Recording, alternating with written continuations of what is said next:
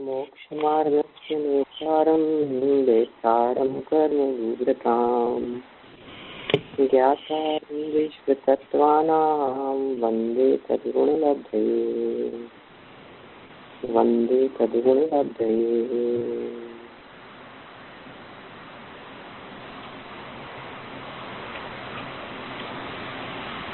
यहाँ तत्वार्थ राजवार्तिक के आधार से तत्वार्थ सूत्र के दूसरे अध्याय के संदर्भ में अपनी चर्चा चल रही है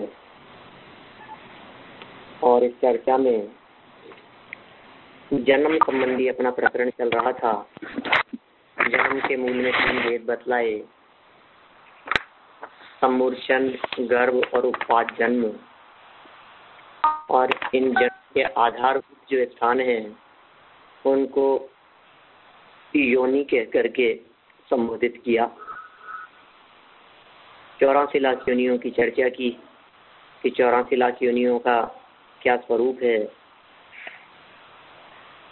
और फिर अब यहाँ गर्भ जन्म के भेद बतला रहे हैं। प्रकरण को थोड़ा सा अपन यहाँ से आगे बढ़ाते हैं।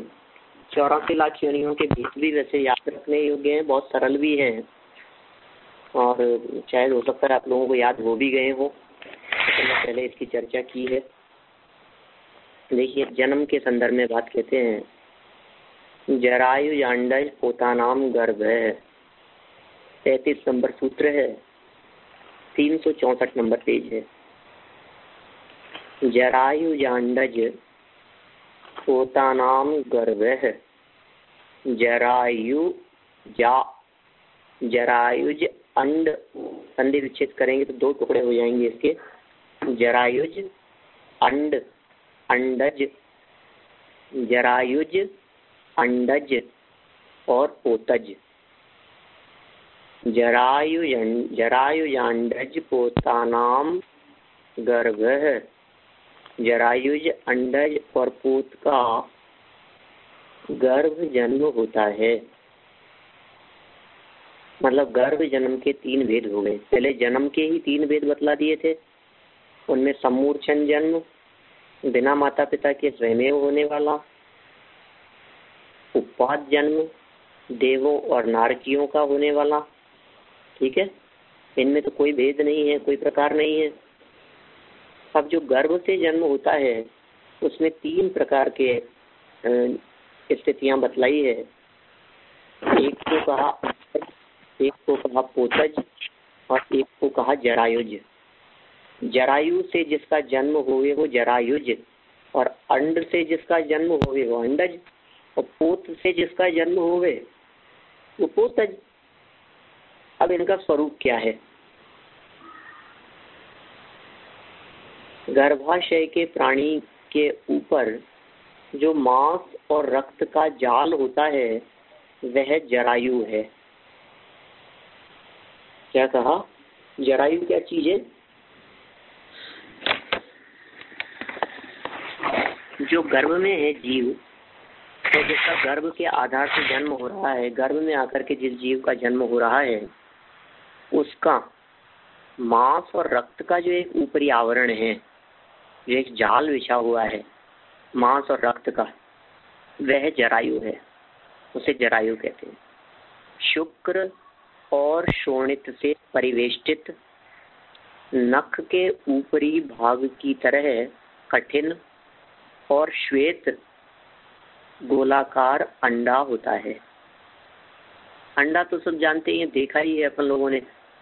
ये कह रहे हैं शुक्र और शोणित से परिवेष्टित, उससे बना हुआ है। शुक्र शोणित से चारों तरफ से आवृत है। और रचना किस तरह की है? कलर उसका कह दिया श्वेत, और होता कैसा है? नख के ऊपरी भाग की तरह। जो गोलाकार है वो है अंडा। पहला हो गया जरायु। जरायु क्या कहलाएगी? जरायु कहलाएगी एक प्रकार की झिल्ली, एक प्रकार का आवरण। मांस रक्त आदि का जो ऊपर आवरण है लगा हुआ वो जरायु है। और अंडा जानते ही हम, इनमें उत्पन्न जीव क्रमशः जरायुज और अंडज है। 2 हो गए। जो योनि से निकलते ही चलने फिरने की शक्ति रखते हैं। गर्भाशय में जिनके ऊपर कोई आवरण नहीं रहता वे पोत हैं। माने ऐसे कुछ ही मांसाहारी पशु होते हैं, कुछ इस तरह के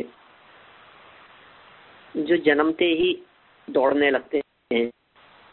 जन्म के बाद में कुछ इस तरह का जन्म के समय उनके ऊपर न तो कोई अंडे जैसा कवर होता है और न ही कोई जरायु जैसी झिल्ली या आवरण होता है।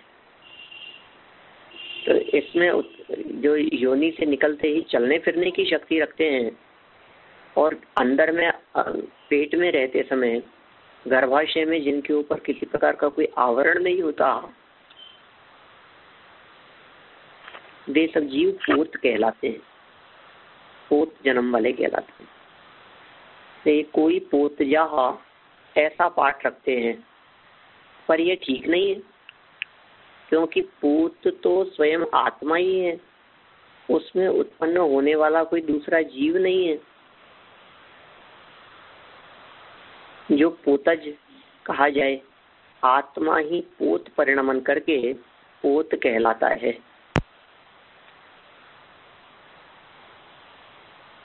क्योंकि जरायुजों में भाषा, अध्ययन आदि असाधारण क्रियाएं देखी जाती है। इसमें जरायुजों में चक्रवर्ती, वासुदेव आदि महाप्रभावशाली जरायुजी होते हैं तथा मोक्ष की प्राप्ति जरायुजों को ही होती है। अतः पूज्य होने से उसका ग्रहण सर्वप्रथम किया है। अंडजों में भी तोता, मैना आदि अक्षरोच्चारण आदि में कुशल होते हैं, अतः पोत से पहले उनका ग्रहण किया है। तीनों को यहाँ इन्होंने बतला दिया। पोत जन्म में तो इस प्रकार के जीव आएंगे जिन जीवों के जन्म होते ही दौड़ने रूप क्रिया हो जाती हो, ठीक है ना, अपनी शक्तिशाली होते हो, अंदर भी किसी प्रकार का आवरण न हो और बाहर निकलते ही इतनी सामर्थ्य से सहित हो कि वे निकल जाएं। ये कहलाएंगे कौन से जीव? पोतज, पोत जन्म वाले। जरायु इसका एग्जाम्पल है? एग्जाम्पल तो टाइगर वगैरह समझिए आप। अच्छा, एनिमल। हाँ, लायन, टाइगर वगैरह ऐसे जो एनिमल्स हैं, क्रूर पशु हैं, जंगली इस तरह के जानवर हैं, उन्हीं की बात है। सब गर्भ जन्म तो होता ही है उनका, क्योंकि मनुष्यों और तिर्यंचों में गर्भ जन्म दिखाई देता है मुख्य रूप से। देवों और नारकियों में अकेला सम्मूर्छन जन्म होता है, देवों और नारकियों के अकेला औपाधिक जन्म होता है। और तिर्यंचों में दो प्रकार के जन्म होते हैं, गर्भज और सम्मूर्छन, और मनुष्यों में अकेला गर्भज ही होता है, यदि हम अपर्याप्त मनुष्य की बात नहीं करें तो। देखिए आप, ये इन्होंने कुछ उदाहरण देकर के भी बतला दिए हैं। मनुष्यों के अंदर साधारण रूप से जरायु जन्म समझना चाहिए, और अन्य जो जीव हैं, तोता, मैना आदि, ये सब अंडज हैं, अंडे से उत्पन्न होते हैं। जितने पक्षी वगैरह दिखते हैं सब अंडज हैं। और पशुओं में भी कुछ पोतज होंगे और कुछ जरायु होंगे। गायें, भैंसे वगैरह जरायु जन्म में इनके ऊपर आवरण होता है, झिल्ली होती है इस तरह की, फिर वो बाद में झिल्ली हटाई जाती है। और कुछ ऐसे हैं मांसाहारी क्रूर पशु, फिर निकलते ही दौड़ने आदि की सामर्थ्य रखते हैं, पोती जन्म वाले।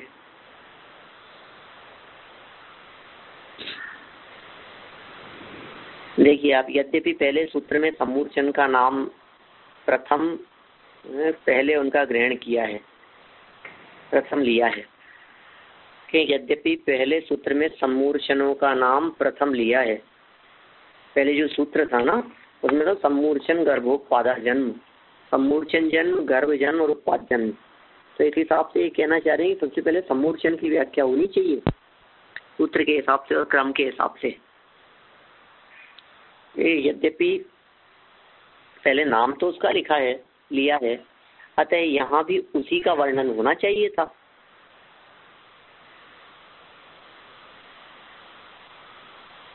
फिर भी आगे शेषाणाम समूर्छनम, इस सूत्र की लघुता के लिए, मतलब आगे जो सूत्र समूर्छन के संदर्भ में देने वाले हैं वो सूत्र शॉर्ट किस प्रकार से होवे उसके लिए यहाँ प्रथम ग्रहण नहीं किया। समूर्छन को पहले यदि ग्रहण कर ले रहे तो वो एक शॉर्ट के अंदर नहीं लिखता सकते थे, बाकी जो बच गए हैं वो सब समूर्छन है। फिर समूर्छन के लिए फिर डिटेल देनी पड़ती इनको, जो देव और नारकी नहीं है, मनुष्य नहीं है, गर्भ जन्म वाले नहीं है, या जो बिना माता पिता के ही स्वयं में हो जाते हैं, या एक इंद्रिय से लेकर के अश्विनी पंचेंद्रिय तक के जितने जीव हैं वो सब समूर्छन होते हैं। तो इस तरह से बहुत लंबी व्याख्या करनी पड़ती है उनको। अभी इन्होंने क्या व्याख्या कर दी कि गर्भ जन्म वाले बतला दिए और देव और नार की उपाद जन्म वाले बतला दिए। ठीक है, अब जो गर्भ जन्म वाले भी नहीं है और उपाद जन्म वाले भी नहीं है, ऐसे देवनार की भी नहीं है, अब ऐसे जो भी बच गए हैं वे स्वयं में भी समूर्छन हो गए, बचे हुए अपने आप ही समूर्छन हुए। ऐसा आगे 35 नंबर का सूत्र आने वाला है। तो उस सूत्र की लघुता के लिए यहाँ सबसे पहले इन्होंने गर्भ जन्म की बात के लिए, क्रम की दृष्टि से क्या था, पहले समूर्छन फिर गर्भ फिर उपाद, ये क्रम था ना, समूर्छन गर्भोपादा जन्म, ऐसा सूत्र था। समूर्छन गर्भोपादा जन्म, तो समूर्छन पहले होना चाहिए था, तो क्या कि लघुता की वजह से उसको लास्ट में ले लिया है। देखिए आगे,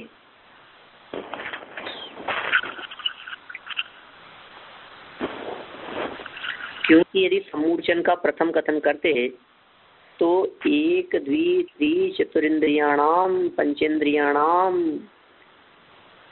तिरश्चाम मनुष्याणाम च केशांचित समूर्छनम, इतना बड़ा सूत्र बनाना पड़ता। कितना बड़ा सूत्र बनता, एक द्वि त्रि चतुरिंद्रियाणाम, 1 2 3 और 4 इंद्रिय। तो समूर्छन जीव कौन होते हैं? अच्छा चलिए आपसे पूछें अभी, समूर्छन कौन होते हैं ये बताओ। तो अपने को तो डिटेल में बतलाना पड़ेगा, ऐसे एक शब्द के अंदर एक वाक्य में तो जवाब दे नहीं सकते अपन। हाँ, एक इंद्रिय, 2 इंद्रिय, 3 इंद्रिय, 4 इंद्रिय, ये सब, और पंचेंद्रिय सब, जो नॉट सब लेकिन वो जो क्या बोलते हैं असंगनी पंचेंद्रिय मनुष्य। बताए, एक इंद्रिय से लेकर के 4 इंद्रिय तक के जो जीव होते हैं वे तो सब समूर्छन ही होते हैं, ऐसा नियम है, सब समूर्छन ही होंगे नियम से।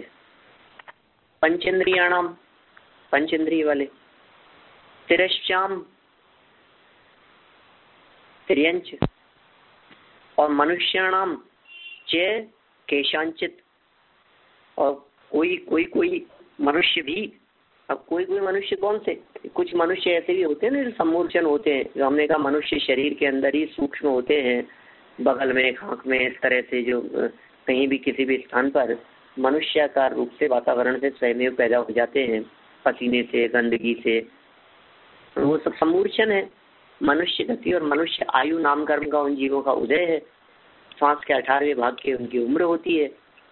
ऐसे जो समूर्छन जीव हैं वे समूर्छन जीव भी मनुष्य गति के भी होते हैं। तो देव और नारकियों में तो नहीं होते, लेकिन मनुष्यों और त्रियंचों के अंदर क्लियर करना पड़ेगा। 4 इंद्रिय तक के सभी, कुछ त्रियंच पंचेंद्रिय और कुछ मनुष्य। तो इस तरह से इतना बड़ा सूत्र बनाना पड़ता। आगे कह रहे हैं जरायुज आदि के गर्भ जन्म सिद्ध ही था, फिर भी गर्भ शब्द के ग्रहण करने से जरायुज, अंडज और पोतों के ही गर्भ होता है, यह नियम ज्ञापित होता है। वो सूत्रकार हैं और व्याख्याकार हैं, ये सूत्रों की व्याख्या इतनी बारीक ढंग से कर रहे हैं कि जरायु, जांडज, पोता नाम, बस इतना ही सूत्र देते। सब गर्भ दोबारा देने की क्या जरूरत है, इतना सूत्र पर्याप्त नहीं था क्या? जरायु, जांडज, पोता नाम, गर्भ कह करके क्या कहना चाहते हो? यदि गर्भ शब्द का प्रयोग नहीं करते तो दो तरह की समस्याएं आ सकती थी।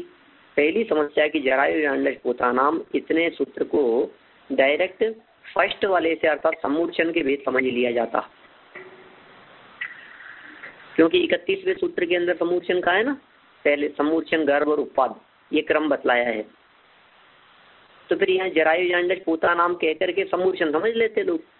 तो एक तो समूर्छन पने के निराकरण के लिए गर्भ शब्द का प्रयोग किया है, और दूसरा कि इन तीनों का ही गर्भ जन्म होता है, इनके अतिरिक्त और किसी का गर्भ जन्म नहीं होता।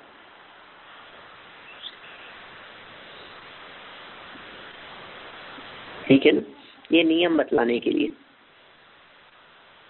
कि इनके ही होता है गर्भ जन्म, और किसी के भी गर्भ जन्म नहीं होगा। या तो ऐसे लोग जो अंडे में हैं वो नियम से गर्भज हैं, ऐसे जीव जो पेट से निकले हैं वो सब गर्भज है। ये सीधा सीधा अर्थ लगा लेंगे अपन तो, पेट से जिनका जन्म होवे वो सब गर्भज है। आगे के सूत्र में शेष पद देने से ज्ञात होता है कि जन्म का ही नियम किया गया है, जन्म वालों का नहीं। क्या जन्म का ही नियम है, जन्म वालों का नहीं। यदि इन सूत्रों में जन्म वालों का नियम होता तो आगे शेष ग्रहण करना निरर्थक ही हो जाता। क्या कहना चाहते हैं यहाँ पर? हाँ, वो जन्म वालों मीन्स क्या? जन्म वही जन्म वालों का नहीं। वापस पढ़ते हैं इस पैराग्राफ को, 12 नंबर पैराग्राफ क्या कह रहे हैं? जरायुज आदि के गर्भ जन्म सिद्ध ही था, कि भी गर्भ से होते हैं सिद्ध ही था। फिर भी गर्भ शब्द के ग्रहण करने से जरायु अंडज और पोतों के ही गर्भ जन्म होता है, यह नियम ज्ञापित होता है। आगे के सूत्र में शेष पद देने से ज्ञात होता है कि जन्म का ही नियम किया है, जन्म वालों का नहीं।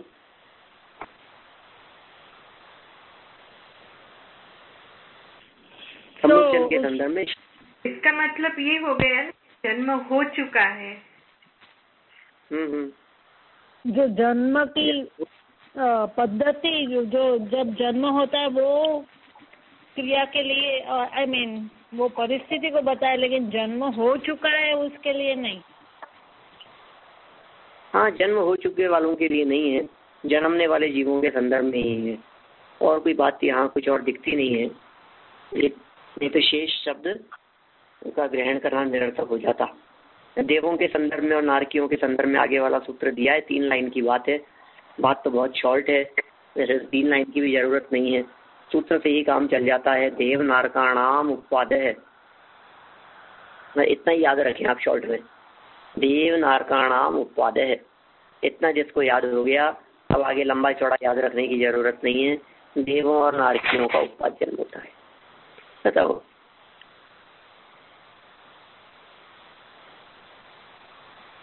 देव नारकाणाम उपपाद है, ये संधि विच्छेद कर दिया अपन ने। और देव नारकाणाम उपपाद है, देव नारकाणाम उपपाद है। संधि करके बोल रहे उसको, साथ में बोलेंगे। देव और नारकियों के उपपाद जन्म होता है। जिस समय से देवगति का उदय हो तभी से उसका जन्म स्वीकार करना।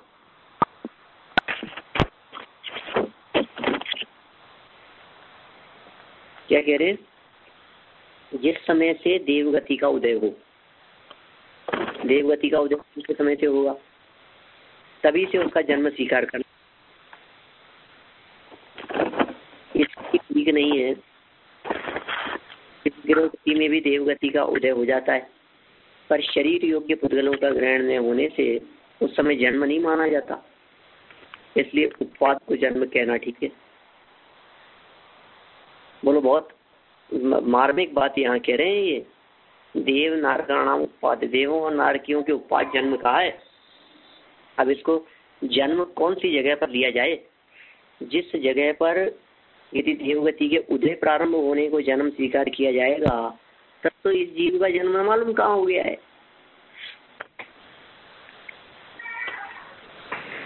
मध्यलोक में ही जन्म हो गया, भोगभूमि में जन्म हो गया, जहां से इसने विहार करना शुरू किया।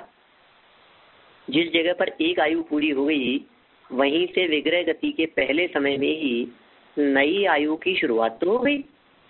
तो आयु कर्म की शुरुआत होने पर भी अभी उसका जन्म हो गया देवगति में, ये बात नहीं कही जाएगी।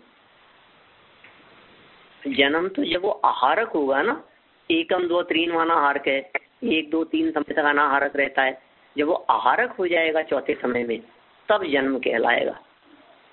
उस गति के योग्य, उस शरीर के योग्य जब पुद्गल परमाणु को ग्रहण करेगा, तब कहलाएगा वो। ठीक है, कुछ बोल रहे थे बीच में। एक पूछा कि आयु को नहीं जन्म बोलते हैं, आयु कर्म का जो उदय शुरू हो गया नई आयु को, लेकिन जब भी शरीर को प्राप्त होता है उसको ही जन्म बोलते हैं। हाँ, ये कर्णानुयोग की दृष्टि से थोड़ा सा सूक्ष्म विभाजन किया है, बाकी इतना अधिक सूक्ष्म विभाजन कोई ऐसा कोई विशेष बात नहीं है, ध्यान में नहीं भी रहे और इस दृष्टि से अपने तो कितना समय का फर्क है उसमें, मैक्सिमम 3 समय का ही तो अंतराल है। इस सेकंड के असंख्यात समय की बात है, तो जन्म हो गया उसका, तो नई यहाँ से मरा तो नया जन्म हो गया उसका, नई आयु का उदय हो गया। यहाँ बस इन्होंने थोड़ी सी इतनी बात कह दी है विशेषता से कि भाई नई आयु का शुरू हो जाने पर भी नया जन्म नहीं हुआ। नया जन्म तो तब कहलाएगा जब नई जगह पर आ जाएगा, तब नया जन्म कहलाएगा। हाँ, ये स्पष्टीकरण अच्छा है क्योंकि वो देवायु का उदय शुरू हो जाता है, लेकिन जन्म नहीं हुआ तब नहीं हुआ, तो वो जानना अच्छा है। क्योंकि आयु का तो शुरू हो गया वहाँ। अच्छा, आयु यदि वहाँ देव की शुरू नहीं होगी तो फिर विग्रह गति में आयु कौन सी रहेगी? हाँ, बराबर। तो विग्रह आयु कर्म से रहित तो रहेगा नहीं, तो विग्रह गति में के भी पहले समय से ही उसके देवायु की शुरुआत हो गई।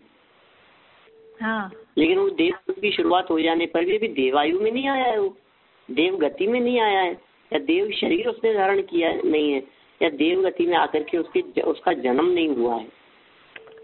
हाँ, बराबर। देखिए, देवगति के जीवों की अपेक्षा से बात करें तो क्या कहेंगे अभी कहाँ जन्म हुआ है? रास्ते में आने वाले से मतलब नहीं, जब जीव आ जाए तब कह देना कि जन्म हो गया, और ऐसी ऑटोमेटिक व्यवस्था। हाँ, और दूसरी बात ये है कि विग्रह गति में तो आयु कर्म नहीं बनता है, तो वो तो अगले जन्म के जो भी हिसाब से नहीं तो एकदम एंड में भी बन जाता है। तो उसका ये है कि वो जब विग्रह गति से शुरू हो जाता है आयु कर्म का उदय, और जो क्या आयु कर्म का उदय शुरू हो जाता है। हाँ, विग्रह गति के पहले समय से ही आयु कर्म का उदय शुरू हो जाता है, बस इतना होगा। पंडित जी, एक बात कि वो जो योनि और शरीर दोनों मिलते हैं तभी उसको जन्म बोलते हैं। जैसे आगे है सचित सित योनि का नाम, जो स्थल आप बोले कि जो स्थल को अभी जाने का है वो योनि कहलाते हैं ना। तो योनि और शरीर दोनों मिलता है तो उसको जन्म कहते हैं ना, जहाँ पहुँचने का है उसको। जिस जगह पर जन्म लेना है वो उत्पत्ति स्थल तो कहलाता है योनि।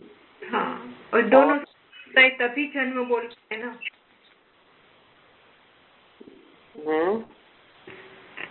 योनि और जन्म, शरीर की प्राप्ति। हाँ, लेकिन आहार वर्गणा है ना, औदारिक वैक्रियक और आहारक शरीर के योग्य जिन पुद्गल परमाणुओं को ग्रहण किया, तब वो तो पुद्गल परमाणुओं का ग्रहण करने से तो बनेगा शरीर, वो तो शरीर तो बाद में बनेगा। शरीर की जो पहुंचेगा ना वहाँ जो शीत जो योनि नाम में आया है। आपकी आवाज बहुत कट रही है हिना बेन, आप हाथ में लेके आपका फोन हाथ में ले लीजिए, स्पीकर से आवाज बहुत कट हो रही है। हाँ पंडित जी, जो सचित सीत जो 9 योनियां जैसे पहले आ गई, तो जब भी वो उसको प्राप्त होएगा और तभी शरीर प्राप्त होएगा तभी जन्म बोलते हैं। हाँ, जन्म तो उस, देखिए, एक तो है जगह है और दूसरा है उस जगह पर पहुंचने पर बाह्य पुद्गल परमाणुओं का ग्रहण। तो दोनों एक ही बात है, दोनों में जन्म कहेंगे हम। पुद्गल परमाणुओं का बाहरी औदारिक आदि के योग के कारण इनका आहार आदि वर्गणाओं का ग्रहण किया, ऐसा कहें, जिस जगह पर जिस योनि में उसको जन्म लेना है वहां ये जीव पहुंच गया, दोनों का नाम ही जन्म है। ओके। माने देवगति उपाद शरीर की जैसी चर्चा चल रही है उपाद जन्म वालों की, तो उपाद शैयाएं जहाँ पर है उनके, उन उपाद शैयाओं पर जीव पहुंच गया, तो उपाद शैयाओं पर पहुंच गया तो हो गया जन्म, वही जन्म है। लेकिन उपाद शैया पर पहुंचा नहीं था और विग्रह गति के पहले समय में था अभी, और अभी अनाहारक भी है, लेकिन देवायु की शुरुआत भी हो गई है, तो जन्म नहीं कहेंगे। यह सीधा सार समझिए, इस पूरे प्रकरण का निष्कर्ष और सार ये समझिए कि किसी भी आयु कर्म के प्रथम समय को जन्म नहीं कहते हैं, ऐसा अर्थ निकला इसका।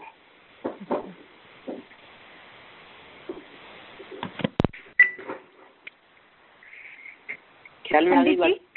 हाँ जी। हाँ जी पंडित जी। हाँ, आप बोले कि जरायुज में आवरण होता है और पोतज में आवरण नहीं होता है, तो ये सिंह वाघ हाथी जब उनका जन्म होता है तभी उनको भी मांस शरीर तो होता है, रक्त भी होता है। किनके? जो पोतज आपने बोला ना, सिंह वाघ वगैरह। हाँ हाँ हाँ, तो उनको भी आवरण तो है? नहीं, ऐसा आवरण नहीं है जिसको हटाना पड़े वहां से।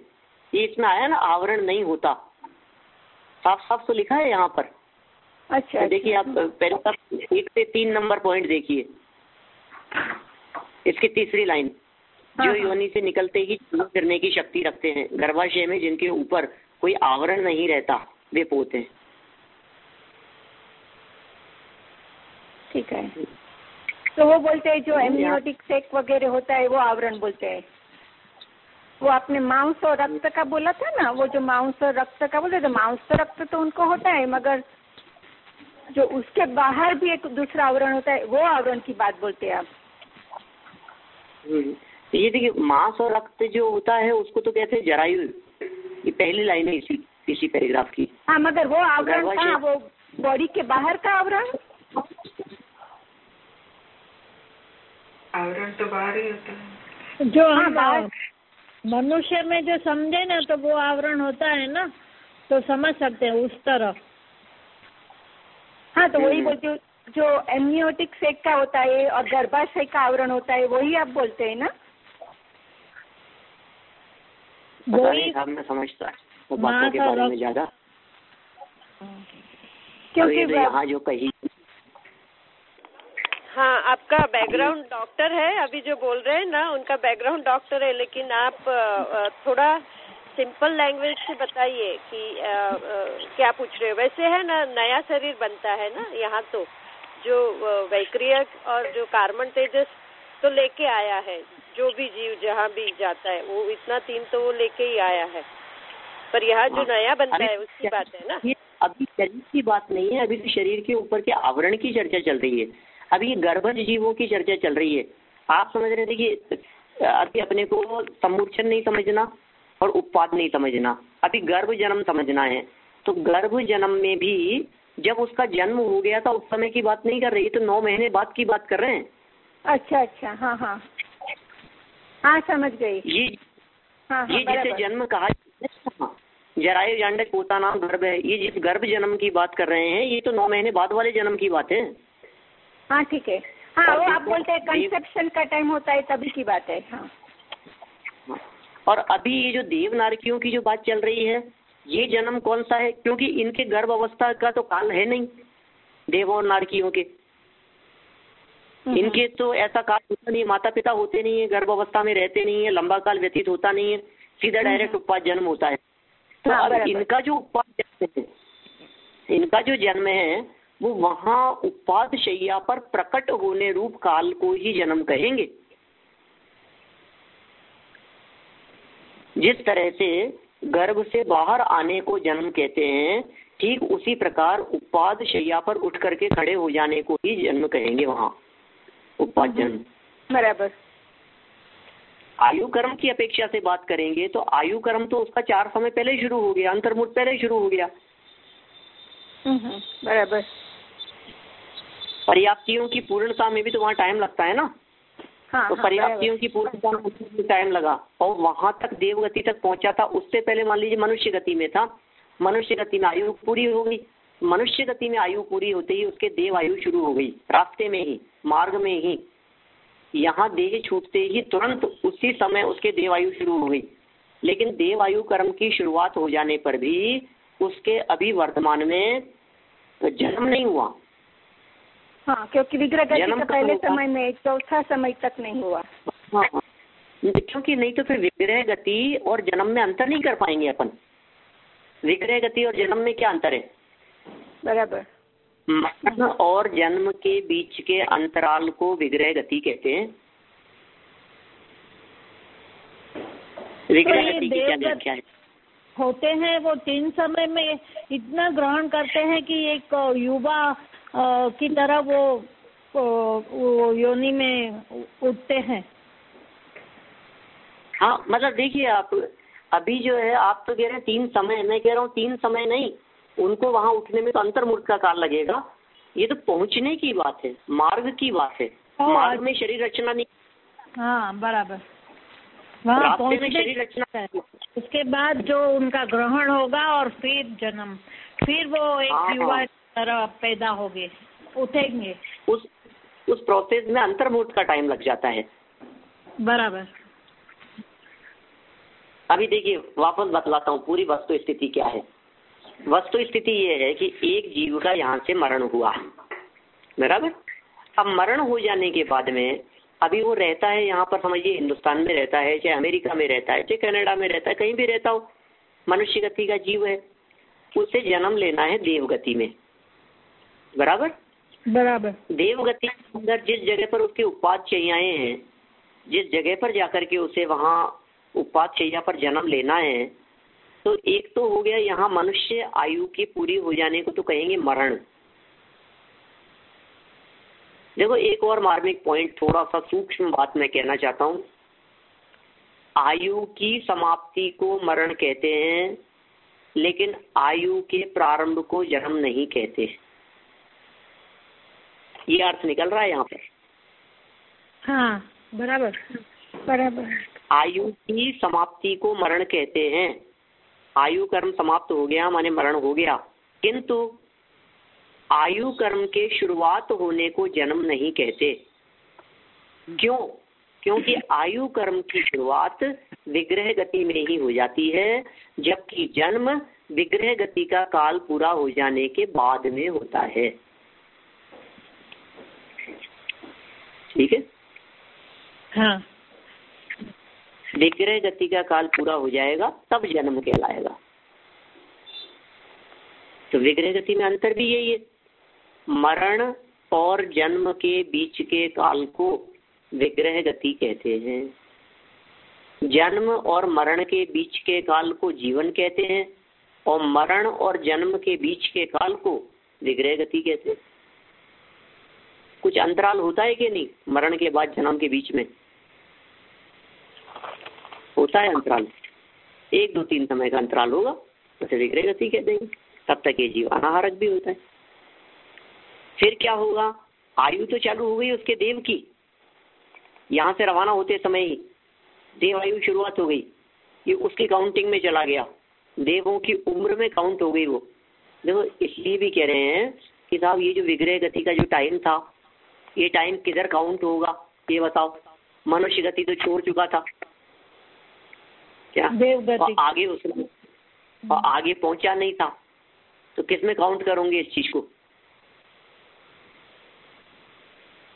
किसी व्यक्ति की किसी एक स्थान से दूसरे स्थान पर पोस्टिंग हुई, मान लो एक जगह से लेकर के दूसरी जगह पर ट्रांसफर हुआ, तो जिस जगह से उसका ट्रांसफर हुआ है वहां तो जिस दिन वो रिलीज करेगा, छोड़ेगा, उस दिन तक का टाइम पीरियड वहां काउंट करेंगे और उसके बाद उसको रिलीज कर देंगे वहां से।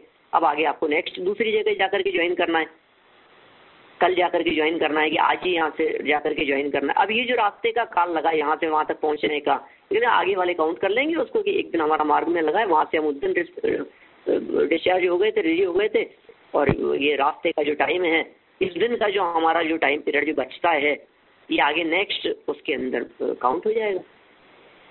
आपके यहाँ तो पर आवर के हिसाब से जॉब होता है और हमारे यहाँ तो दिन के हिसाब से चलता है ना, उपस्थिति चलती है ना, अटेंडेंस ऐसे ही चलता है। उसकी अटेंडेंस जो है वो कहाँ काउंट होगी, नेक्स्ट में काउंट होगी। तो विग्रह गति का जो काल है, ये काल कहाँ काउंट होगा, बोले आगे में से आगे जुड़ जाएगा, उसके उस आयु के अंदर शामिल होगा वो। आगे जितनी भी आयु है उसमें माइनस कर लेंगे, उसी में शामिल है वो चीज़। 25 वर्ष की आयु है तो 25 वर्ष से ये 3 समय कम हो जाएगी, 25 वर्ष में पहले ही चालू हो जाएगी। और ये भी है ना कि आयु कर्म का उदय तो विहंग गति में शुरू हो ही जाता है, तो वो समय भी गिना ही जाएगा आयु में, नेक्स्ट आयु में, नेक्स्ट आयु के अंदर वो समय गिना जाता है, बस सीधी सी बात है। यानी पंडित जी यहाँ पर जो वस्तु छूटी नहीं है, जो वस्तु साथ में ही रही है, वो विग्रह गति में जितना साथ में रहा वो उसका तो जन्म मरण हुआ ही नहीं, जितना जितना साथ में है जब भी तो विग्रह गति में तो कुछ भी जन्म मरण नहीं हुआ, वो जितना साथ में लेके गया, जो छोड़ा उसको हम बोल सकते हैं कि उसका मृत्यु हो गई, और फिर जो नया ग्रहण करेगा उसका जन्म हुआ। लेकिन जो कंटिन्यूटी आयु कर्म और काय और जो एक प्राण है उसका तो अनादि अनंत वैसा ही है ना, वो 3 चीज तो हमेशा रहती है। अच्छा पॉइंट कहा जा सकता है इसको भी एक, कि अभी देखिए आपने छोड़ने को मरण है और प्राप्त करने का नाम जन्म है, तो जब छोड़ा था तब उसका मरण हो गया, लेकिन अभी प्राप्त तो किया ही नहीं, उस रास्ते में है, जन्म कैसे कहें। जब आहार वर्गणाओं का ग्रहण करेगा तब जन्म कहलाएगा। हाँ हाँ, बट जो भी चीज साथ में रही उसका उल्लेख ही नहीं आएगा जन्म मरण का, जो साथ में ही रही हमेशा, जब पहले के उसमें भी और बाद में जहाँ वो जन्म लेता है शरीर से वहाँ। हाँ, विग्रह गति के इस काल में ग्रहण त्याग का तो कुछ प्रसंग है ही नहीं। हाँ हाँ, जो था है वो पोजीशन, तो अब जब उसने ग्रहण किया है तब कहलाएगा जन्म। राइट, वो अंतिम समय में होता है, विग्रह गति के अंतिम समय में ये जीव आहारक हो जाता है, उससे पहले अनाहारक रहता है। पंडित जी, तो देवगति में शरीर योग्य पुद्गल जो ग्रहण होता है वो जो आप बोले कि अंतर्मुहूर्त में लेते हैं, तो उसमें क्या अंतर्मुहूर्त में उत्कृष्ट जगन्य ऐसा कोई काल रहता है अंतर्मुहूर्त का? सबका नहीं, ये यथा योग्य अंतर्मूर्ति शब्द के प्रयोग मिलते हैं, मध्यम अंतर्मूर्ति समझना चाहिए, लेकिन मध्यम अंतर्मूर्ति 1 सेकंड के अंदर भी मध्यम अंतर्मूर्ति, इतना ही टाइम लगता है, इससे ज्यादा नहीं। अपन तो पलक झपके इतनी देर में तो काम हो गया, समझिए आप, ऐसा है। किसी चीज को जैसे प्रकट हुई है, बस एकदम अपेयर हो गए, जो आप जिन एकदम सामने आ गया, कोई व्यंतर एकदम सामने प्रकट होता होगा तो किस तरह से प्रकट होता होगा, जिस तरह से प्रकट होता है ऐसे ऊपर। वहाँ पंडित जी कौन सा अट्रैक्शन काम करता है? पुद्गल का अट्रैक्शन काम करता है, जो वहाँ पहुँच के एकदम से सब हो जाता है, वो सहज कर्म का उदय है ना, इस तरह का नाम कर्म वगैरह का सभी कर्मों का योग है जिसके कारण शरीर की संरचना हुई है। ये सब चीजें एक साथ आकर के उनको पुद्गल परमाणुओं को ग्रहण कर लिया है उसने। जीव के कर्म का उदय भी है और पुद्गलों को ग्रहण करने की ऐसी योग्यता भी है। ये बड़ा स्वतंत्र है ये, लेकिन देखिए आप कितना निमित्त नैमित्तिक संबंध भी कितना घने हैं कि वास्तव में जीव और पुद्गल 2 द्रव्य न्यारे न्यारे होते हुए भी ये जीव जब उस जगह पर पहुंचेगा तो उस जगह पर पहुंचते ही अनंत पुद्गल परमाणु एक साथ एकत्रित होकर के इसके शरीर की संरचना करके एक क्षेत्रावगाह संबंध को प्राप्त हो जाएंगे। अमेजिंग है वो पूरा सिस्टम। सभी जगह पर हो रहा है ना। यहाँ मनुष्य जीवन में भी ऐसा ही हो रहा है, तिर्यंचों में भी ऐसा ही हो रहा है। समूर्चन में क्या हुआ है? समूर्चन में भी तो इसी प्रकार का हुआ है। वो पर्याप्त क्या था होती है तो मैं देख रहा था, एकदम बैठा था, बैठे बैठे लाइट की तरफ मेरा ध्यान था और एकदम पता नहीं क्या हुआ, धूल उड़ी, कुछ ऐसे हवा आने को, एकदम बहुत सारे टप टप टप वहां से मच्छर ही गिरने लगे, ऐसे पतंगे। ये क्या कैसे जन्म ले रहे हैं, क्या हो रहा है ये? कुछ नहीं, बस पुद्गल के पास जन्म हो गए, बहुत सारे हो रहे हैं, इस तरह से चलता रहता है। दूसरा स्थिति हाँ ना सही है ना। दूसरा एक क्वेश्चन थोड़ा सेपरेट था कि विहंग दशा में तो वो अनाहरी था, लेकिन फिर जन्म लेके वो औदारिक शरीर की सब वर्गणाओं में से करने लगता है। लेकिन मेरा क्वेश्चन ये था कि मनुष्य में भी हम जो फास्टिंग करते हैं तो अनाहारी कहते हैं, लेकिन जब हम नहीं खाते तब भी मनुष्य जीवन में या कोई भी जीवन में क्या ये ग्रहण करना तो चालू ही रहता है ना, ग्रहण करना छोड़ना औदारिक शरीर में तो वो चालू रहता है। तो आहारिक कहा जाता है, उपवास करे तो भी। हाँ, उपवास करे तो भी आहार ही है वो। हाँ, वो थोड़ा सेपरेट। हाँ, उपवास करने, मैंने एक दिन शायद ऐसी बात कही भी थी पहले। उपवास करने के काल में भी, जिस दिन उपवास किया है उस दिन भी पुद्गल परमाणुओं का ग्रहण तो चल ही रहा है। इस अपेक्षा से तो ये अनाहारी तो वास्तव में विग्रह गति के 1, 2, 3 समय तक ही रहता है। बराबर। एकम दो अनाहार के चौथे समय में वहाँ भी आहारक हो जाता है। और ये जो चौथे समय में आहारक की बात कही है, ये उन लोगों के लिए कही जो 3 मोड़े वाली गति है। जो 2 मोड़े वाली है वो तीसरे समय में आहारक हो जाएंगे। बराबर। जो 1 वाली है वो दूसरे समय में हो जाएंगे। जो बिना मोड़ वाली ऋजु गति है वे अनाहारक होते ही नहीं है। हाँ, और सिद्ध ही हो वो। सिद्ध की तो बात नहीं, इसके अलावा भी जिन जीवों को डायरेक्ट सीधे किसी क्षेत्र में जन्म लेना है, मान लीजिए, उनकी विग्रह गति के अंदर वे अनाहारक नहीं है। वे पुद्गलों के ग्रहण करते करते ही बढ़ते हैं, चलते हैं ऐसा। और वैसे कर्म का तो आहार चालू ही है ना, वो जो हम कर्म बंधन जो बोलते हैं वो तो विग्रह गति में चालू है। कर्म बंधन तो चालू है, लेकिन कर्म आहार को आहार नहीं संज्ञा दी है ना। औदारिक, क्रियक और आहारक इन शरीर के योग्य पुद्गलों को ग्रहण करने के लिए ही आहार शब्द का प्रयोग किया जाता है। आहार शब्द का प्रयोग इन शरीरों के योग्य परमाणुओं के लिए होगा। तेजस कर्मण के परमाणुओं के लिए आहारक शब्द का प्रयोग नहीं होता है, आहार शब्द का प्रयोग नहीं होता। बरोबर।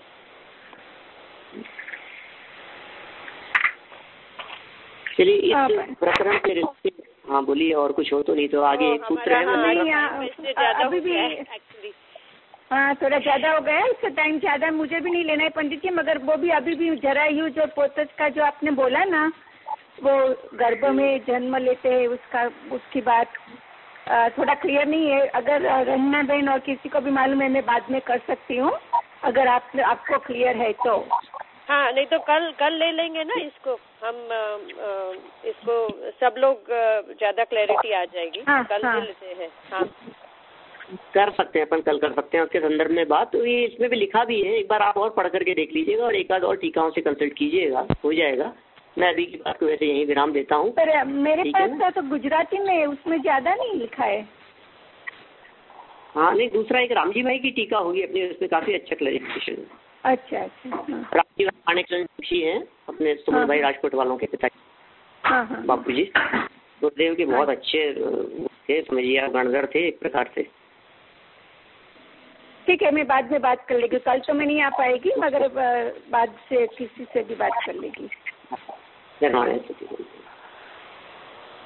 वाणी के ज्ञान से सूझे लोकालोक, तो वाणी मस्तक नमो सदा देत हूँ, सदा देत हूँ। 9 वर्णों पर मंत्र।